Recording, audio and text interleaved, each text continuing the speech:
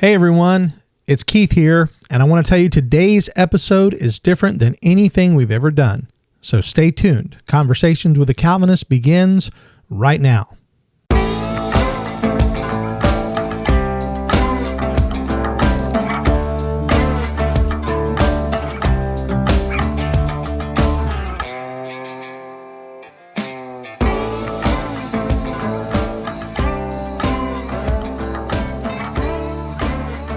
Welcome back to Conversations with a Calvinist. My name is Keith Foskey, and I am a Calvinist.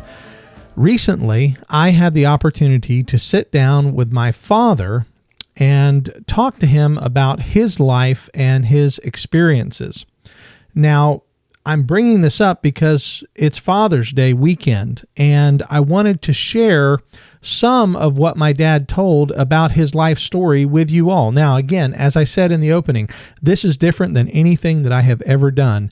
A lot of this is not really going to focus so much on his spiritual background because he didn't become a believer until later in life, but he has such an interesting story going from a situation where he grew up basically homeless from the age of 12, and he's going to take us through what it was like living a very difficult life and yet still coming out being a very good father.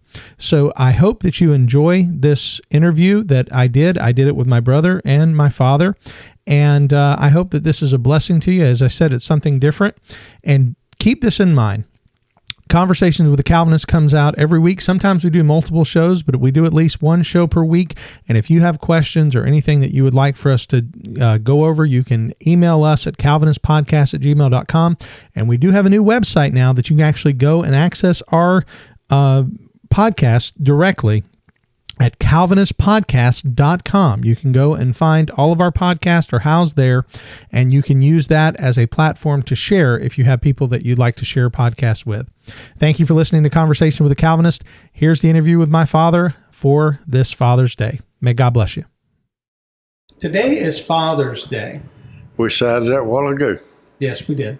And so what I would like to do is I would like to talk to you, my father, about your life. Several years ago, we talked about maybe writing a book about your life. You remember this? Yes.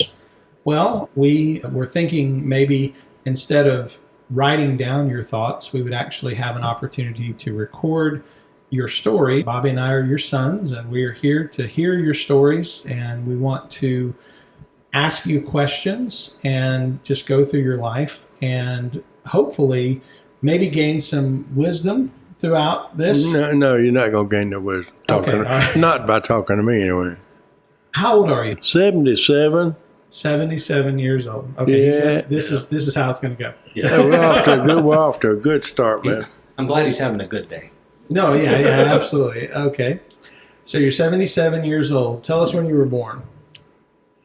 On my birthday, June 2nd, 1945. June 2nd, 1945. In Macon, Georgia. Okay. Now, you were born in Macon? Yes. But you didn't grow up in Macon? No. Okay.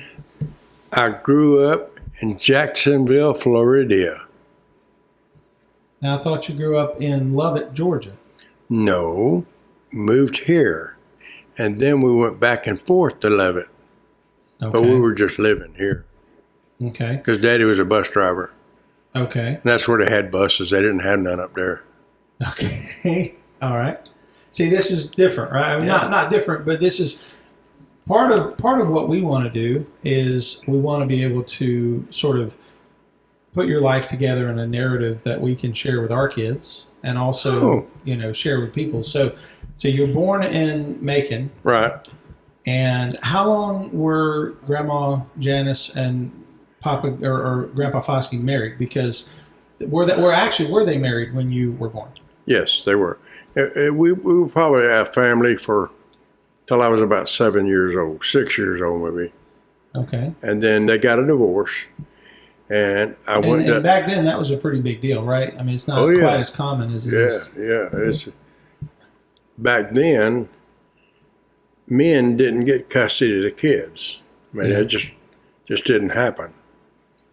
So my mother got custody of me, and as time went on, she began drinking, taking pills, and drinking, and taking pills, and smoking, and my life went downhill from then. Mm-hmm. So we moved back to Leavitt, Georgia a couple of times. Now, who lived? I don't mean to interrupt you, but I want to. Her mom and daddy. And that was Leavitt, Georgia. No, what were their names? I always called him Pa Mac and Ma Mac because his name was MacDonald Mormon. So that was Ma Mac and Pa Mac. So his first name was MacDonald? No. I can't remember what his first name. Well, wait a minute. If his last name was Mormon. I guess it was MacDonald, yes. Okay. It had to be, yeah. So, all right. Yeah. Do you have any, I'm not trying to leave you out. But No, go ahead. I'm just listening and mainly listening to parts where I've been told before, because I've heard a lot of the stories and parts that, as they come up in the time. The other day we were driving on Haines Street. We went to get some crates from a factory that was selling some crates we can use for chicken pens. While we were there, Dad said, "Yeah, I used to run down that road." What was the name of the road? It was Columbus or something. I don't know, but it's over off Haines Street Expressway. Yeah. There used to be a school over that me and Pat used to go to. I think she went Franklin Street School or something like that. And he said the first time you ever smoked a cigarette was on the roof of that building. And you never were a smoker. I remember growing up, I never saw you smoke. I never saw you drink very much either, but I never ever saw you smoke a cigarette. Well, I took a puff off of that thing and choked and gagged. I said, "Why in the world would anybody want to do this? There ain't no fun about this." It burned my eyes and maybe snot run out my nose. I didn't see no fun in it. That was me too. I was at Granny's house. Yours and Jennifer's old house. Yeah. I snuck one of Granny's, tried it, and I was like, "These people are dumb. What are they doing?" Yeah, what's the fun of this? Yeah. Right? Because I didn't know how to do it. I'm a kid. No. So I remember you talking about not Aunt Nell. Who was the one? Granny Harris. That was my grandmother here in Jacksonville, my daddy's mom. So is that who you were living with when you were here, or did you live? Yes. Well, they had their own place. Okay. But as time went on, like I said, when they busted up, I used to go to Granny Harris' house, stay with her for once in a while, and Mama was always drunk, and so, it's just a mess. And I was here and there and here and there and over. I never was nowhere for very long. Yeah. Now, when you were 7, I guess you said when they busted up, was that before or after you got the mud ball in the eye? That was after, yes. But before that, I'm going to tell you about my experience. When I was a little fellow living in Macon, just before we moved to Florida, I was on a escape, what do you call it? Where you got to escape, where you come down the stairs and get out of the building. Fire escape. Yep. And so there's a bunch of little kids there playing, and I was hanging on the outside of the stairs with my hands on the rail. Little girl kept hitting my finger with a shoe like that, And so I don't know what I did, but I just turned loose of both of them and I smiled at her and I fell over backwards. And when I fell over backwards, I landed on a pile of bricks, broken bricks, where they was repairing the building. And I remember looking down and seeing them, bam, and then I turned my head just like that. I don't know why I turned my head, but next thing I remember, I was in the doctor's office or a hospital. I don't know. I don't remember. But I was kind of hovering up here in the corner, kind of like a dream, I guess. And I could see me laying on the table, and I could see my mama standing on one side of the table, doctor standing on the other side of the table, and nurse at the foot of the thing. I think she's down there at the foot. And I could see everything. I could see myself. And I thought, that's me. It can't be me. I'm up here. But anyway, so when I hurt my head right here. Is that where that scar came from? I've seen that scar. Yes. Yeah. And so the doctor, they had a couple of big old heavy towels. I had my head soaked in blood, towels. So the doctor said, we can't give him nothing to kill the pain. We got to hold him down, to sew it up, clean it out. said, because if we give him anything, he's lost so much blood, he's going to die. We give him many painkillers. So that's what they did.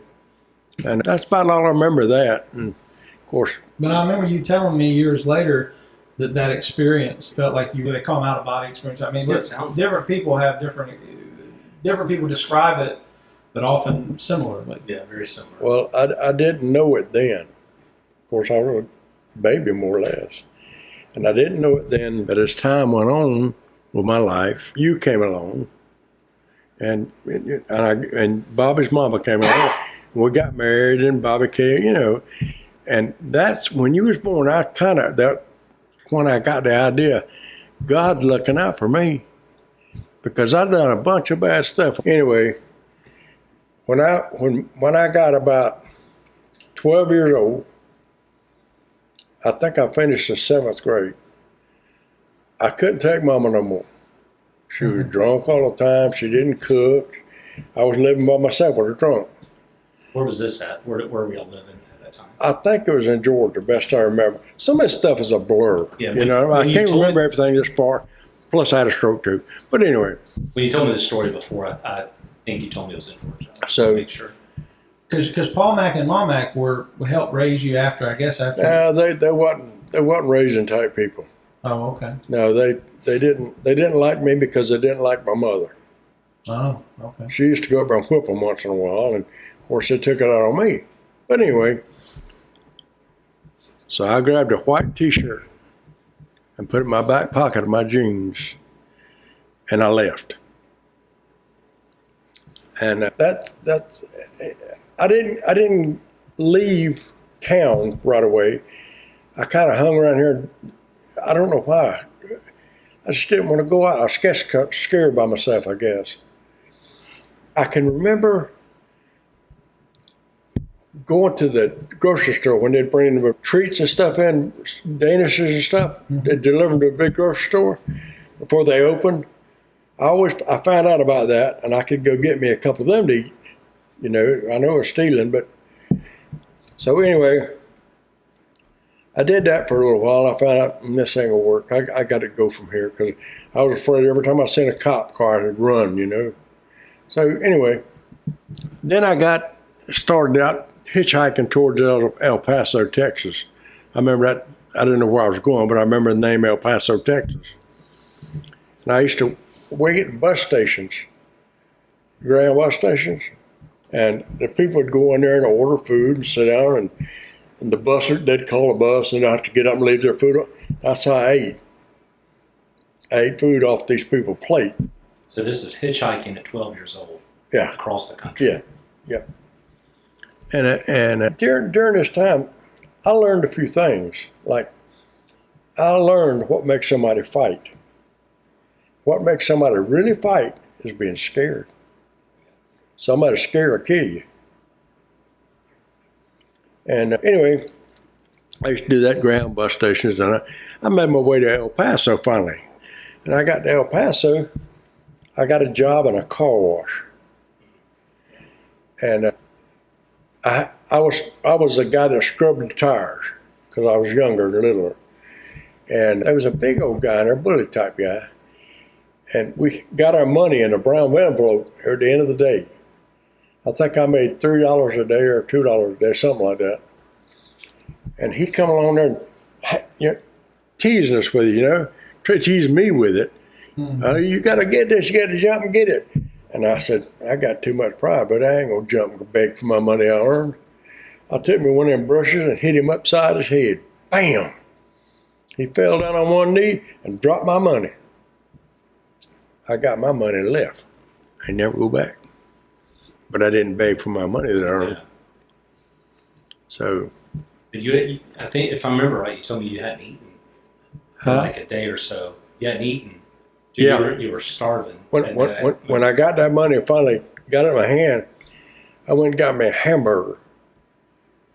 And I thought, man, that's the best thing I ever eat. Mm-hmm. But at some point in time, I can't remember exactly when it was, I got a little money and I went to the grocery store, big grocery store, and told the guy, what can I buy for, I think it was like $4 I accumulated some kind of way. I said, what can I buy for $4 that will last me a long time? And I said, it won't go bad. I can take it with me and open it as I go and eat it. He said, well, the only thing we got is cranberry sauce. I said, cranberry sauce? He said, it won't spoil. It comes in each, you have one every day. All right, I bought me a case of that stuff. And he was very nice about it, though. He gave me the jelly and the berries mixed together. He said, so you won't get tired of this stuff so quick. I thought, well, that's pretty nice.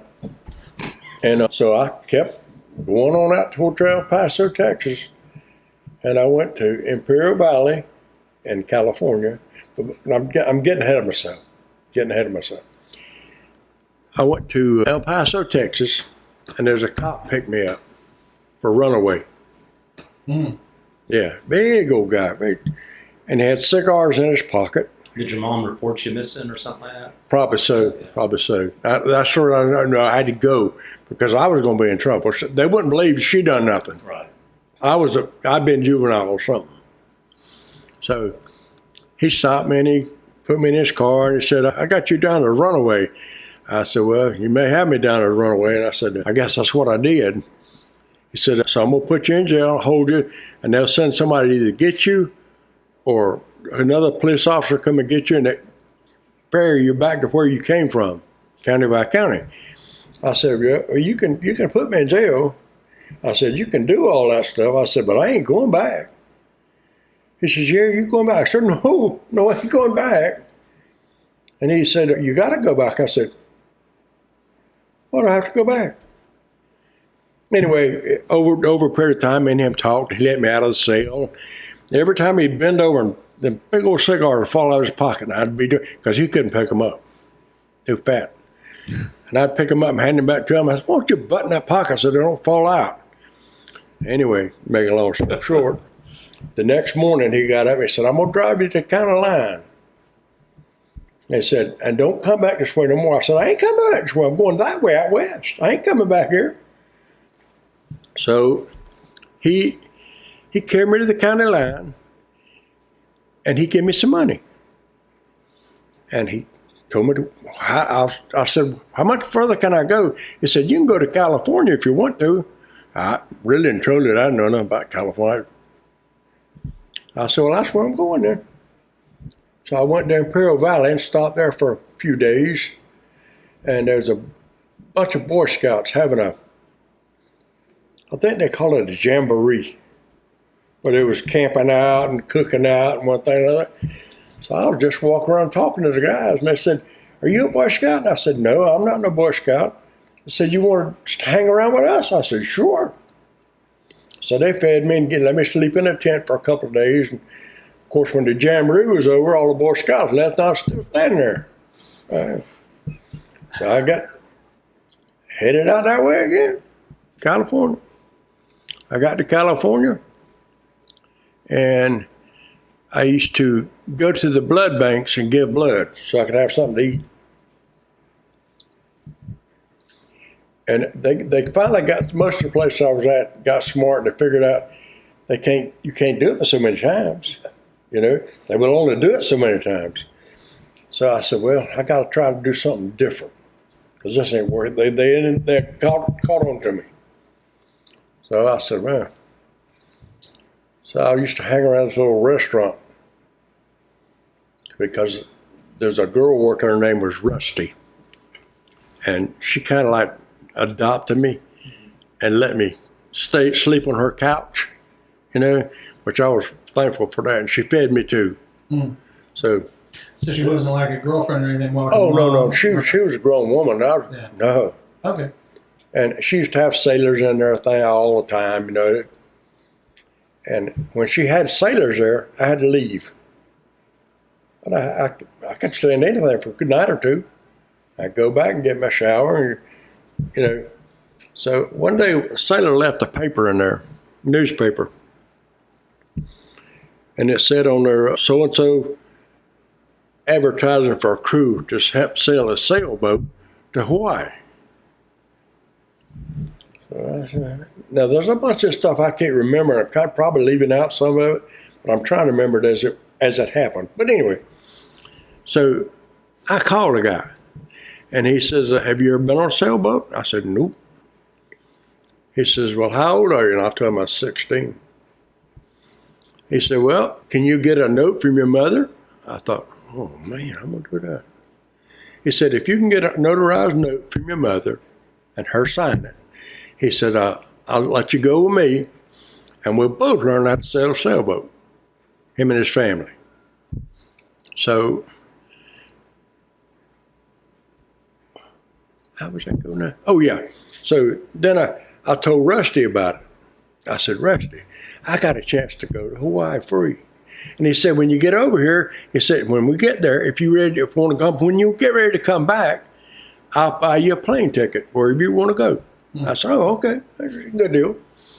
So anyway, I told Rusty, I said, I got to have a notarized letter from my mother. She said, well, I can sign it.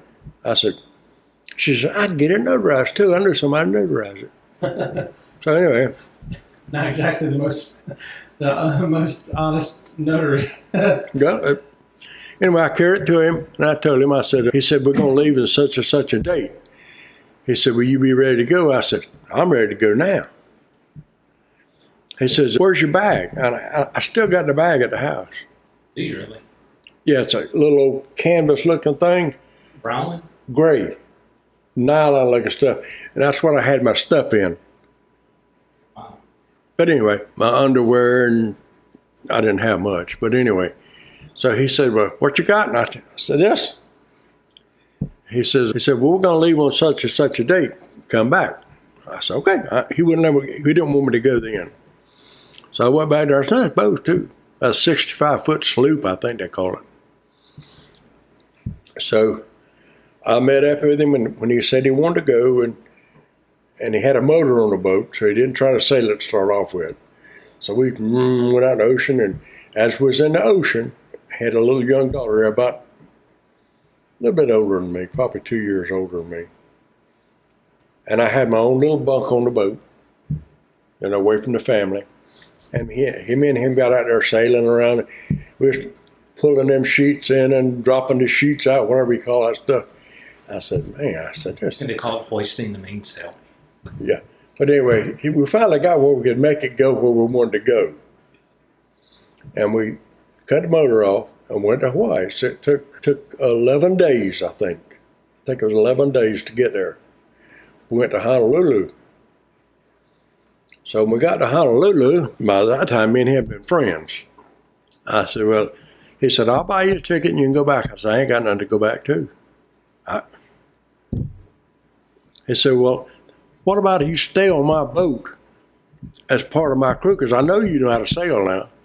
He said, when we get ready to go out, he said, I'll call you and you get everything ready. We'll go out for the weekend, whatever, you know. So that's what we agreed on. And he let me stay on the boat, but he didn't give me as much money as I wanted. He gave me a little allowance, you know. Of course, I wanted more, you know. So for extra money, I bought me a scrub brush, and I would go not scuba diving, but snorkeling around a boat, scrubbing their bottom barnacles and stuff off, and they'd pay me for that. Of course, they knew that I wasn't doing nothing. You can't dig the barnacles off with a brush. So they would let me think I was doing something and pay me a little something. And while I was there, I don't know what year it was. I can't remember. But anyway, Hawaii had a tidal wave. And you can look that up probably. That's when I was there. So they had the big alarm, wah, wah, wah, wah, wah, you know, and all the people was hurrying around their boats getting ready. And I didn't know what to do with this boat. But I got some people to help me. And we made it through the night. It used to come at night. And the water would come in, and the boat would go up, and it'd go out further, and come back in further. It got to one point where it would come in so far until the ropes was about to break. And then it would go back out, and then the last time or two it came in, the boats started, we loosened the ropes on those boats so it wouldn't break them. they tried to float toward the dock. And I thought, now if it goes back out, it's going to come down on that dock. Yeah. So anyway, we got a bunch of us got together and we pulled ropes and we got through that night. And like I said, it was called the Ala Moana Boat Harbor in Hawaii. And I used to get coconuts for the tourists out of the Ala Moana Canal. I had a stick with a nail on it, and I'd stick it and give it to the tourists, and they thought that was the greatest thing in the world. oh, coconut out of water. Anyway, I did that for a while, and tourists would pay me a little something. And then, they had dried octopuses. We like jerky, but they had dried salted octopus hanging on a string, and I could get one of them things for, I think it was 25 cents. I think it was. And I could chew on that thing all day long. So I used to do that and eat coconuts. Sounds like the world's worst bubble gum. It does. So then I got with a bunch of people that was going to go around the island and tour the island. So they said, where should we go? Of course, everybody figured by this time I knew everything about the island, and all I knew about was sailing a daggone boat. So I'd take them to these other places I heard about, and they thought that was the greatest thing in the world. They didn't know no difference. They had a place called, I think it was Ala Moana Waterfalls, I think it was the name of it, and you had to hike in there to it. And it was about 80 foot high, the waterfall was, and the trick was to get up there on the top to show you was brave and jump in the water, because the bottom of that thing wasn't as big as this room, and you don't know where rocks are.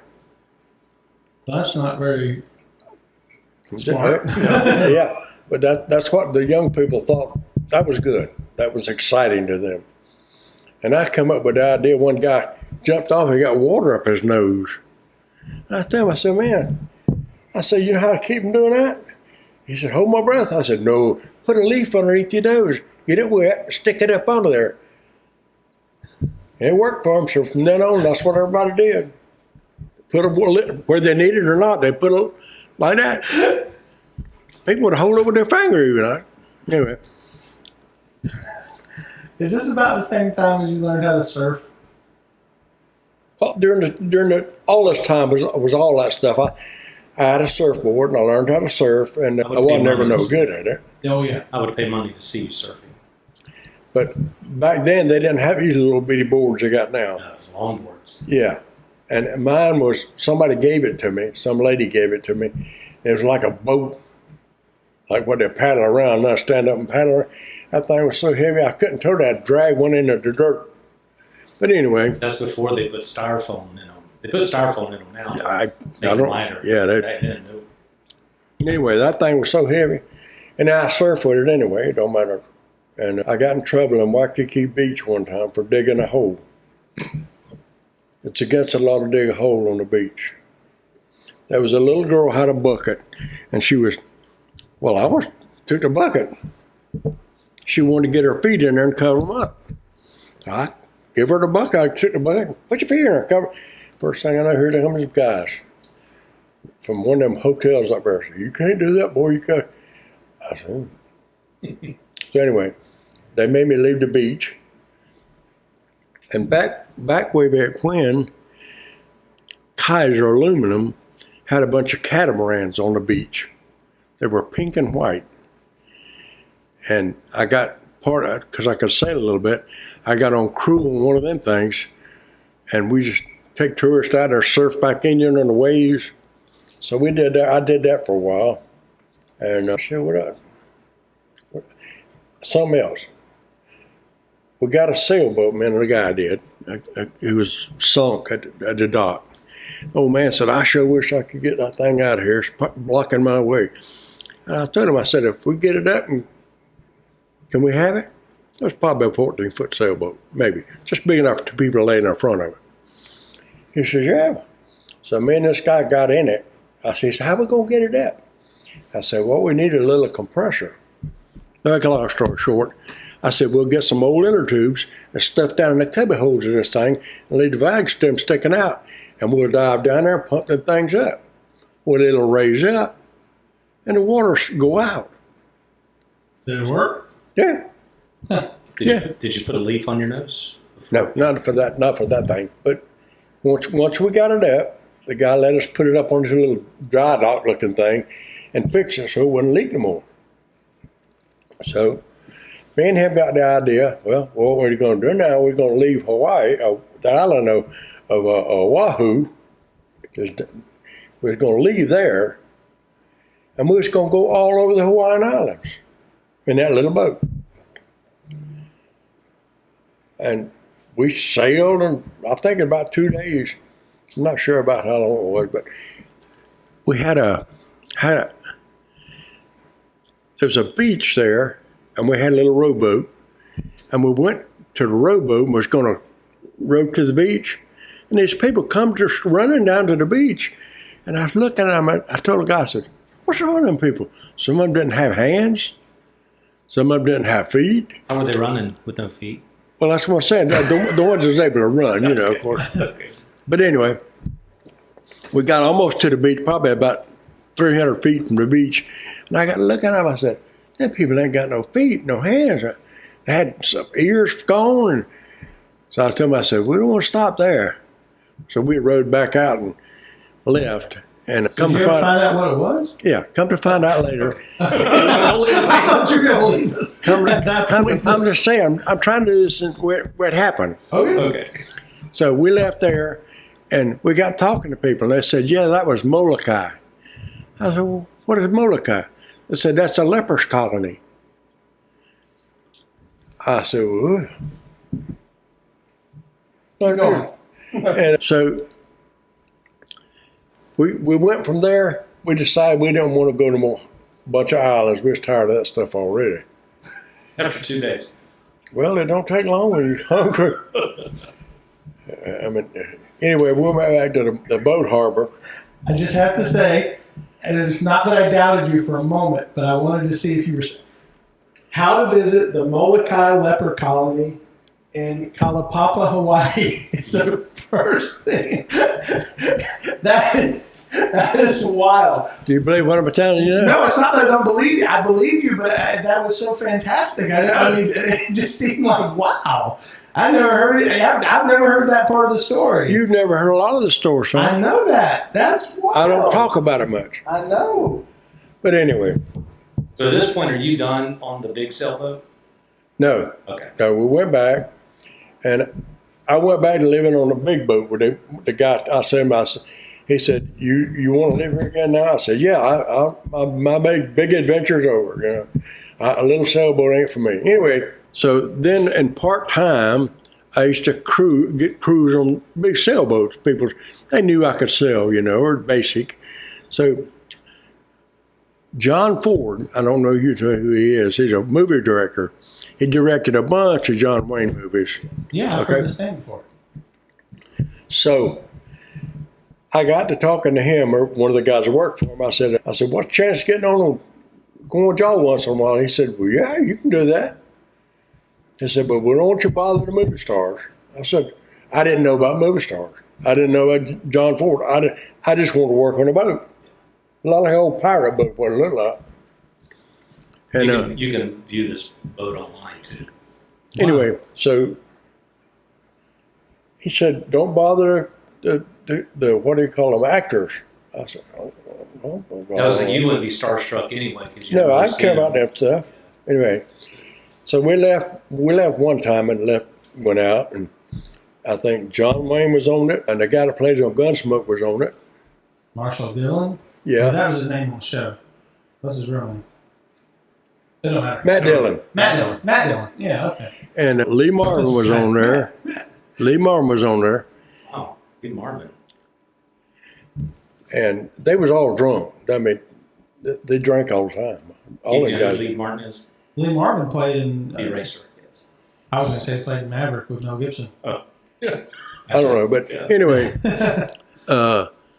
He was the... I went sailing on that boat for a while, and I did all that stuff for a while. I finally got tired of it. So the guy said, I told him, I said, "I'm ready to go back somewhere." I said, "I can't go that way because I can't speak Chinese and all that stuff." He said, I said, "Well, I'm going to go home and go back to Jacksonville and Florida, wherever I was at, and I'm going to stay at my grandmother's house, and I'm going to get a job, and then I'm going to go in the military. That was Granny Harris. Yeah. Back at Granny Harris's house. Okay. Right. See, I didn't realize how much Jacksonville was in your story before.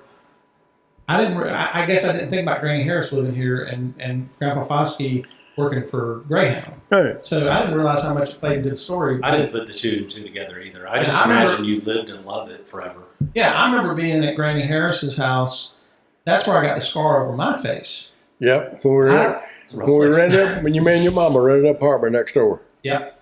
And then I was running through the house. I fell. I hit the corner of the coffee table. Yeah. You took me to the Iverson primary care. But then you got mad at the doctor because he said you weren't paying attention. We carried you in there, and he said, I'm not going to deaden, or something like I ain't going to, anyway. I told him, I said, get deaden that thing because it's going to hurt. He didn't want to do that. So he deadened it, but he didn't wait for it to take effect. He took the needle and stuck in your eye and you hollered. I said, whoa, we ain't doing that. He said, you got to go out in the waiting room. I said, no, we ain't doing that. So your mama taught me to go out in the waiting room and let him, and I heard you holler again. I come in and I said, baby, I said, I'm going to go outside and let you do this thing, but if I hear that young'un holler again, I'm going to come in and see if I can knock your head off. He said, well, we better wait for this medicine to take effect. I said, very good idea. You better wait for it to take effect. Very good idea. You come up with a good idea that time, Slick. Golly. Yeah. What the daughter was, does he end up playing on Cannonball Run? So that went away pretty good. Have you ever seen this car? Yeah, I heard this story several times. So they sewed you up and we carried you back home, and I had just told you, stop running. Well, it wasn't 2 seconds later you tripped and blam! I said, Keith, I told you to stop running. Of course, she was crying, and we rushed you to the hospital, doctor's office over Okay, so I didn't mean to jump ahead so much because we were right before you went to Vietnam. Because this is I didn't realize you were in Jacksonville then. Yes. So before you went to Vietnam. That's when I joined up at the Naval Air Station. But you joined the Air Force. Yes. Now, why did you join the Air Force instead of the Navy? Well, I went down there. They had all the recruiters down there in the office. I was painting cars during that time. Painting cars? And driving a wrecker, working in a body shop. Is this when JFK was assassinated? Is that when you were painting the cars? Could you say no? It's a different time. No, you said that's where you were painting a car when you heard that he was. When Kennedy got killed. Yeah. Was this the same time or was this? Yes, same time. He said JFK. I think he was confused. But anyway, Kennedy. Yeah. But anyway, I went down there because I got drafted. They were going to draft me anyway. So I went down there and talked to the Marine Corps. And I said, and he told me, he said, you can't get in here unless you're a high school graduate. And I said, but I'm not a high school graduate. He said, and he put his knuckles on the table, screen, kind of right. Why do you want to be a Marine, boy? And I looked at him, I said, they all like you? He said, pretty much. I said, that's a good question. Why would anybody want to join that outfit? Shit, I left. So I went down to the one. That's funny. Are they all like you? Why would anybody want to do this? So I went down to the Navy guy, and he told me the same thing. He said, you got to be a high school graduate, and that's all I said. And I went to the Army, and they said, well, you can join, but it's not going. It's not like these other guys. You sleep in the dirt a lot, and you walk around the woods a lot. Sleep out there. I said, I don't like to do that. You already did that. Yeah, I went through that. So I went to the Air Force guy. He said, well, you got to be a high school graduate. I says, what? I'm not a high school graduate. Is there any way I can join? He said, well, we need people. I said, well, is there any way I can join? He said, can you pass this test? I said, I don't know. I ain't took the test yet. He said, if you can pass this test that we give you, that's a high school equivalency test. He said, if you can pass that, we'll put you in here. I passed the test. And that's pretty amazing, the fact that you didn't go to high school. At all. Yeah. I mean, did you go to any high school? No. Because that would have been the time you was Hawaii and backpacking across. No. I mean, I don't know if you call it backpacking. And back to that boat that John Ford had. If you ever see Donovan's Reef movie, that boat's in the background in the harbor. Is that Same one. Yeah, you can view this boat online. Oh, can you? I've seen pictures of it on the internet. I found it one day. And that lady, Marino Harry or something, she was on there with him too. So, and okay, so phase 3. And we've gone through phase 1. That was before you left home. Phase 2 was when you was making your way across the country and on the boat. And I've known a lot of these. For some of you're filling in some gaps for me. The whole Jacksonville thing really is a big deal to me because I didn't realize it played. I can't remember all this stuff. Like today, I can remember something. Tomorrow, I remember something, and I have to put it together in pieces. So, because those are not memories you want to remember. How old were you when you went to Vietnam? 22. Oh, okay. So you was late. I mean, at the last minute, I didn't want to go. Oh, okay. Been drafted. Well, if you were born in 45, about 22 years old. Wait, 21 or 22. 67. Yeah, I'm bad at that. So it'd been 67. When was Vietnam? Huh? When? I don't know. 68 and 69 is when I was there. The best I remember, anyway. I'm looking at when was the Vietnam conflict. I went over there just before it ended. November 1st, 1955 to April 30th, 1975. Was that long? 20 years? According to Google, it says Vietnam War period, November 1st, 1955. I don't think we were involved at that point. Probably not. But, okay, when did it start in for the U.S.? Okay, the period beginning at February 28th, 1961, ended May 7th, 1975. So that's still, I mean, that's what, 61 to 71? That's 14 years. I was there for 2 years. And you were there what years? It was 68 and right in the middle. 68 and 69. Maybe it's something like that, right in that area. Where were you stationed? Well, first of all, I didn't go to Vietnam to start off with. I went to Clark Air Force Base in the Philippines. Mm-hmm. And they supported, we flew missions to Vietnam. Anyway, so I was stationed there for a while. And then they sent me TDY okay. What's TDY? Temporary change of duty. Okay. No, I was just a fill-in for somebody before somebody else got there. So I stayed there. A normal tour of duty for us was 13 months. Mm-hmm. So I stayed there for 13 months, and I was supposed to come back to the States because I'd been overseas already over a year. Yeah. So they said, well, you can go back. When I got back to the Philippines, I've been there about 2 weeks, and they come up with some more orders. I said, these are my orders to go home. Back. But to make a long story short, when I first got to the Philippines, I didn't go to Clark Air Force Base. I went to a little bitty rinky-dink Air Force Base, Mactan. It's just a little rinky-dink place. It might have had a dozen airplanes on it.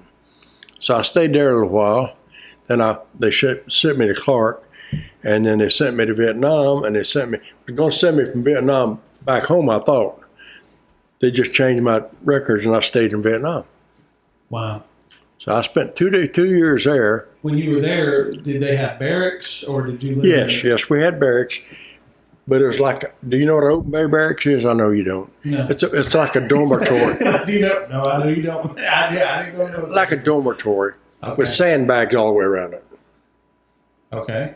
Because in Hot Shots, when it comes into the barracks, like that. Yeah. Okay, that's called an open bay barracks. In other words, everything's wide open. I'm assuming you didn't have air conditioning. No. We didn't even have hot water to bathe in. When you got a bath, you went there and got in cold water. Mm. Yeah, that's what I thought too. That ain't no fun. But man, I like that place. Beer was cheap. So you like Vietnam because the beer was cheap? Yes, I did. And believe me, people fussed about it, but it wasn't near as bad as where I come from. Sure. Yeah. When your life is so bad that going to Vietnam is a joy. I mean, they in the military, they feed you, they give you clothes. At night, you can go do what you want to do. I always had a bed waiting on you. Yeah. Wow, man, that's nice. Because when I was on the streets, I used to go to the suburbs and find people that didn't leave their car locked and climb in there and go to sleep in the rain. Matter of fact, one morning I woke up and the guy snatched his door open and scared me and scared him too. I was laying in the back seat. Well, opened the door on the other side and took off. That's how I got clean clothes. Yeah, People would hang their clothes on the line. They don't do that no more. Yeah. And I'd go, I look like it'll fit. Boom. I look like it'll fit. Boom. I got clean clothes. So, after Vietnam, did you spend 4 years in the military? Is that what it was? Well, it's called 4 years active and 2 years inactive. And then they call you back. Okay. So you would have got out about 28 years old? No. Maybe somewhere along in there. I don't know exactly how long it was, huh? Because when you came back, did you come directly to Jacksonville or did you go? Yes. What they do is they send you back where you enlisted from. Okay. When did you go to Japan? I went TDY to Japan when I was in Vietnam because every so often they have to send you what they call rest and relaxation, R&R. They'd send you somewhere, R&R. So I was chose to go to Japan because, like I said, beer was cheap. It helped. Everything went. Careful. Yeah. His grandkids But yeah, that's where I went. Right. That's where I went to TDY. I mean, I remember one time I went over there and they got what they call Japanese baths. Oh, yeah. They got a bath of hot water, big old hole in the ground full of hot water, cold water, hot water, cold water, 7 baths. Going from hot to cold, hot to cold. When you get in that first one, it's nice and warm and hot. It's like a great big around thing, but it ain't very deep. But you just sit in there. And after you sit there about 20 minutes, the water starts to cool off. Then you get up and you get in a cold one. And you sit in that thing about to freeze to death, and they say it's time for another. Boy. So then I come back and went to work at another body shop. Then I went to work at a paper mill, and I went to work driving trucks. And that's... Yeah, how long, the other day when we were driving down what's Martin Luther King now, it used to be 20th Street Expressway, you said, I drove trucks for that place. You pointed at a place, and it was a movie. That used to be a Benton Lee's film place years ago. Benton Lee's? Benton Lee's, the name of the place. Same name as the steak place? No, it was, they delivered film. No, but Benton Lee's is the steak place in Georgia. But it's not the same. They're different. Okay. Yeah. It's just the same name. This Benton, it's called not the Benton Lee's, but Benton Brothers is called. Benton Brothers, okay. And I used to drive for them a couple of years. I would deliver popcorn and anything out in the woods to my drive-in theaters. Oh, okay. Neat. So that, when they was closed. So I was training this guy one night, and he carried his gun with him. I said, you don't need to carry a gun. He said, well, I'll feel better with it. I said, okay. So we was taking these film cans, they call them cans. They're big old things about this big round, made out of metal, Yep. the handles on them. And we were taking them in the bathroom. We had a key to the bathroom. We was going to put them in there and lock the door. Well, we was putting them in there, and I made about 2 trips. I don't know how many he made, but all of a sudden, pow! Well, what in the world? I went and opened the door, and he had shot the toilet. Because he said it scared him, and he shot the toilet. Yeah. So the guy had to pay for the toilet.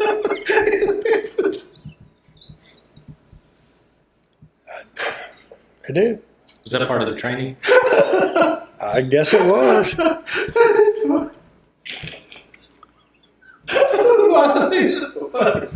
Well, you handled that well. Old Tackleberry over here.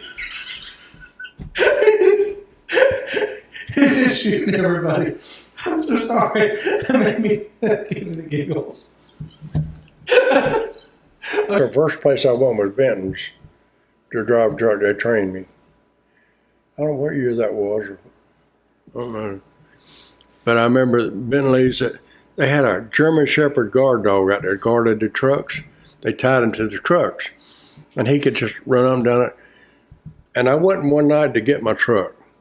And he acted like he's going to eat me up. They was closed. So every time I tried to get my truck, he'd run at me. I had some Jenkins barbecue.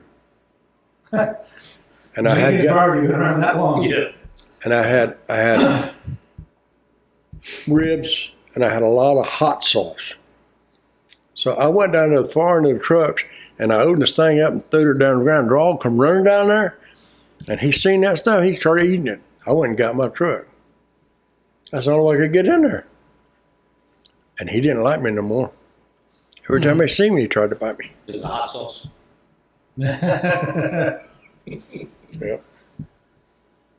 Well, Daddy, we've been going at this for a little over, almost an hour now. I told you it's going to be a long time.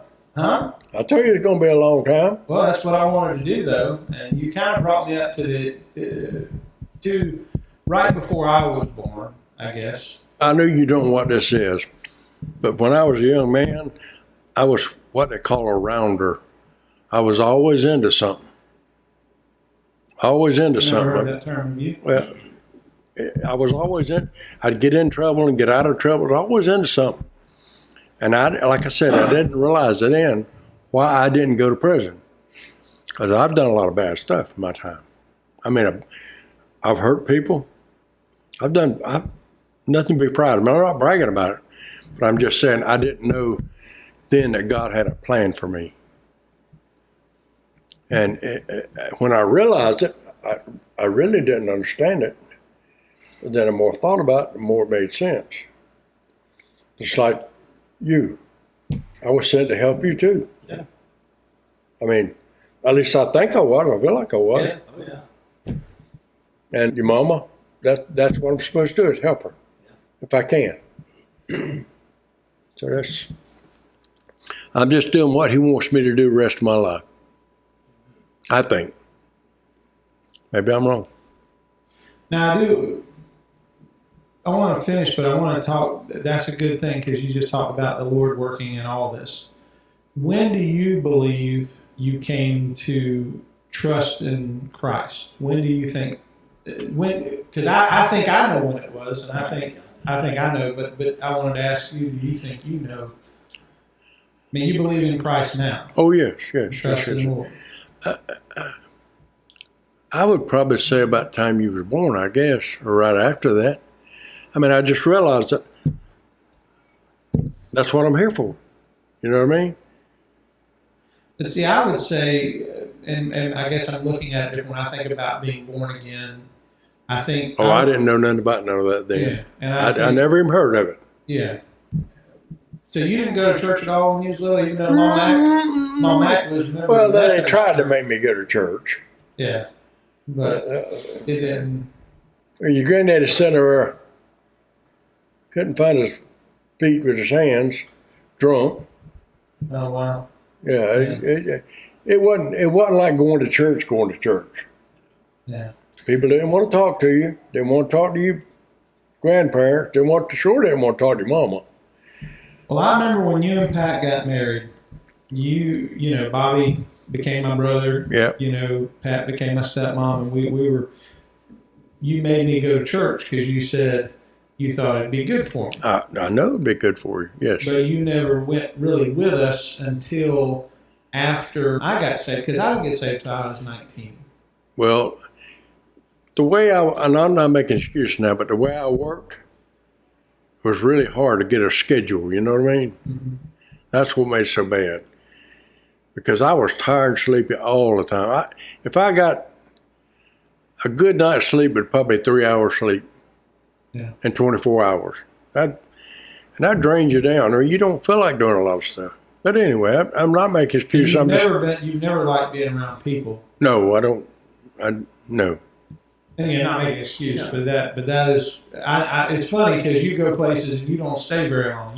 This is the longest you've ever been in my house. Well, that's because you made me. No, it's true though, isn't it? Yeah. You get him over for Christmas, and can I tell you something? Yeah. My little old place that I live over there is where I feel comfortable. Mm-hmm. And you want people to come there. You're always I don't mind. Yeah. But that's what I'm saying. I feel like Gary today. He asked me. He says, "Are you ever gonna come into my house and see me?" I says, "No." He said, "What?" I said, "No. To be honest with you, no.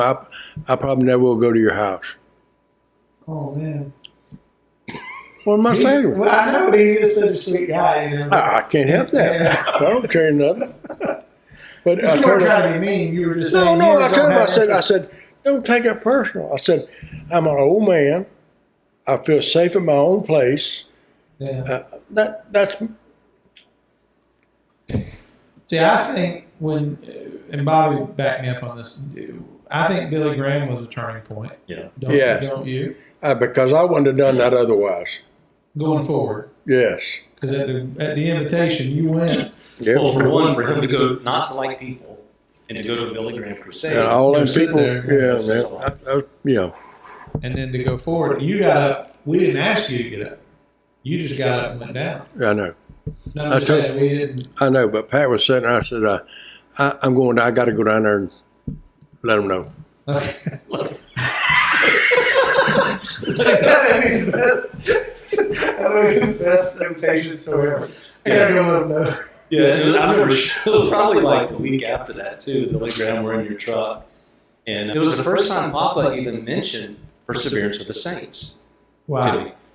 Well, in his verbiage though, he said, "Boy, you think this thing's gonna stick?" Yeah, I hope so. Yeah. And you've been pretty active in the church since then. Yeah. I mean, and I guess it wasn't because that was before I became the pastor. You know, Daryl was still here because Daryl was part of the. Remember him and Tim worked they got people from churches to go work down there. Right. Yeah. So this will be fun. I'm glad we talked about your salvation, but I wanted to ask this though. What is your fondest memory of me, you, Pat, and Bobby? Because it was the four of us for years. You know, I mean, before Bobby married Julie, you know, that was how many years were we in the same house? 5 years. I got 6 years. Wait a minute, no, I was. You came into the house. You were 11 or 12. 12. And you left At 18, and then returned 18 and 1 month later. Well, but I mean, I remember being the first night you came to the house. I came in the door in my underwear. Yeah. Because I didn't have any. That's how it is. Just wasn't how we remember. Yeah. First night we spent the night at your house on Lone Drive. I had a bloody nose, ruined your Brand new pillow. brand new You were pillow. the first person to use it. And that was I remember when we would go over there, but we would stay in the guest room. Mm-hmm. Obviously, Dad and Pat weren't married yet, so but we would. I remember sleeping with you in the guest room. Remember this, Dad? And we'd spend the night at your house too, at y'all's house. Staying in Me, you, and your dad would sleep in the master room, and then my mom would sleep in your room. Because my room didn't have a bed in it. Because when we first moved there, I had to sleep on an air mattress until we got all of our furniture, my furniture moved over, piano, and all that stuff. So, what would you say is your fondest memory of those 6 years? I don't know if there is a fondest memory. It was a learning experience, I can tell you that. Trying to change 2 city slickers to a redneck. Yeah. That was hard. And they tried to change me and that wasn't gonna work. So I don't know if there's a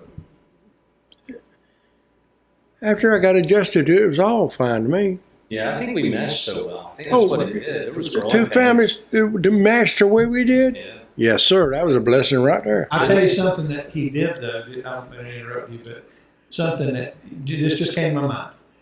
We were going to the mountains, and you had a topper put on the back of your Ford F-150. Oh, yeah. And he took a 3/4 inch sheet of plywood, put it on top of the topper, and put a mattress on it.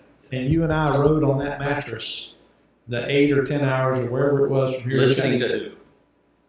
Talking on a tape player. Was that MMC or MMC and New Kids on the Block. New Kids on the Block? Yes. So, but can you imagine? They would bury you today. The DCF would, I mean, put your children, because like the topper is bolted down. It was but secure. not well. No, that's not the one. The one is when you borrowed Uncle Morris's truck with that cattle grade on it. The cattle. Remember the thing that we'd be going down the road. We'd be on top, climbing to the top of that thing, just riding out. Yeah. I hadn't thought about that in years either. But I remember trips to the mountains. I remember Ruby Falls. I remember Ghost Town in the Sky. Now I don't think we did that together, because Paul Freeman is in pictures with me. I think that was you. Yeah. May have been a little older at that point. I'd been a couple of times. Yeah. My mom and dad, we went when they were married, and then after my mom and dad's divorce, before she met Papa, we went on a trip with Aunt Marty and Chris. Yep. And my cousin Chris. I remember you telling me all about it. And I got to go, and Jennifer Fife, when she was Jennifer Fife, it was me, her, and Paul Freeman, and you and Pat took us there. We had a lot of good memories growing up, though. Oh, yeah. Like Rhonda's kids, you know? Because Rhonda was an adult. I know, but I'm saying. The picture, but we carried her kids everywhere you carried y'all. Yeah. I mean, they was all my kids. The way I look at it. Yeah. I treated them that way too. Tried to. Well, Papa, you are the Papa. I hope so. I ain't good all the time. I know I ain't, but I ain't perfect either. Well, we love you. Well, that's all I can care for. And this was for us to have something for good memories. And you shared a lot with me today that I didn't realize. So, well, do you think any less of me? I couldn't possibly. I think so. No, not at all. I think some of that helped clear up the whole Jacksonville. I never realized how much Jacksonville fit into your story before. And it seems like it should have, because I knew Grandpa Foskey. Because you always talk about places around here where he did stuff, like that time with Grandpa Foskey in the convenience store with the gun. Yeah. A lot of guns involved in these stories. You know the Densmore Creek down there? Yeah, we just put jet skis in there. Well, there was a great big rock. I don't know if it's still there or not. There used to be a wooden bridge going across there. Mm-hmm. It's still there. The rock is still there too. There was a very big old rock. I don't know if it's still there or not. But I got a picture of you standing on it when you was about JJ's age. Yeah. Standing on it with a pair of shorts on. Well, if he was JJ's age, he'd been about like this tall. A little bigger. But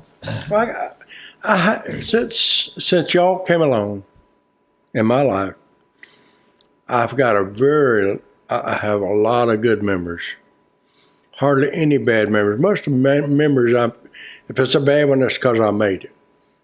Hmm. I helped out too. Huh? I helped out too. Yeah, we've all contributed to good and bad. I'm just glad to see y'all grown up. And as far as I know, y'all both good men. I hope Pat does this too. No, I think this would be good to hear her. Well, maybe we'll do this for next time we get together. Well, thank you, Dan. I'm going to go ahead and stop the recording now. Okay, good. All right. I'm tired. All right.